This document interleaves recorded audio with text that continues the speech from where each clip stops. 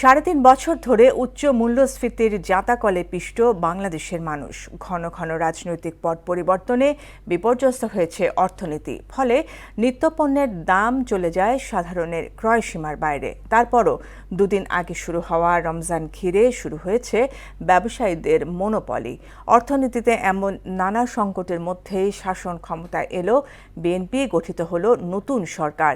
অর্থনীতিবিদ এবং রাজনৈতিক বিশ্লেষকরা বলছেন ৮.৫% বেশি মূল্যস্ফীতি মোকাবেলা সত্যিই চ্যালেঞ্জিং। আরও জানাচ্ছেন উষা ফেরদৌস। টানা ৩ মাস দেশে মূল্যস্ফীতি বেড়েছে। গত জানুয়ারিতে সার্বিক মূল্যস্ফীতি বেড়ে দাঁড়ায় ৮.৫৮%। গত ডিসেম্বর ও নভেম্বরেও ছিল মূল্যস্ফীতির ঊর্ধ্বমুখিতা। ফলে মধ্যবিত্ত ও সীমিত আয়ের মানুষের ওপর চাপ আরও বাড়ল। আর রমজান উপলক্ষে বাড়তি চাহিদার সুযোগ কাজে লাগিয়ে কিছু ব্যবসায়ী পণ্যের দাম বাড়িয়ে দেন।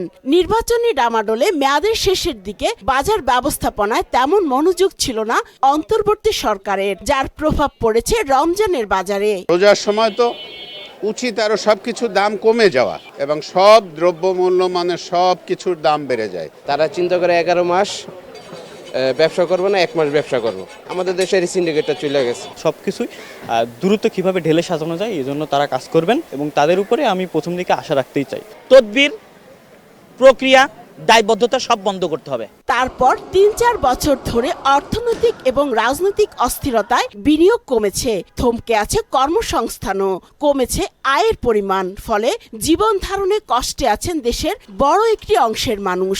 এমন নানা চ্যালেঞ্জের মধ্যে যাত্রা শুরু বিএনপি গঠিত নতুন সরকারের। মূল্যস্ফীতি ৩ থেকে ৪ বছর যাবত আমরা উচ্চ মূল্যস্ফীতিতে ভুগছি। বিনিয়োগের অবস্থা যদি দেখেন তাহলে বিনিয়োগ তলানিতে গিয়েছে এবং বিগত অনেক বছর ১৬-১৭ বছরের চেয়ে পিছনে চলে গেছে। একইভাবে জিডিপি প্রবৃদ্ধির কথা যদি বলেন, একমাত্র কোভিড বাদে ৩.৯৭% প্রবৃদ্ধি অর্জন করা হয়েছে, সেটা বহু বছর আগে। অতএব সমস্ত দিক থেকে যখন এই অবস্থা, এখন আসলে বাংলাদেশের মানুষ, ব্যবসায়ী সবাই চাচ্ছে বাংলাদেশের অর্থনীতি কিভাবে ঘুরে দাঁড়াবে। দীর্ঘদিন মূল্যস্ফীতি ঘুরপাক খাচ্ছে ৯ থেকে ১০% মধ্যে। অর্থনৈতিক কাঠামো মজবুত করতে সংশ্লিষ্ট মন্ত্রণালয়গুলোকে সমন্বিতভাবে কাজ করার তাগিদ দেন রাজনৈতিক বিশ্লেষকরা। অর্থনৈতিক চ্যালেঞ্জগুলোকে মোকাবেলা করার জন্য একটি দক্ষ টিম লাগবে।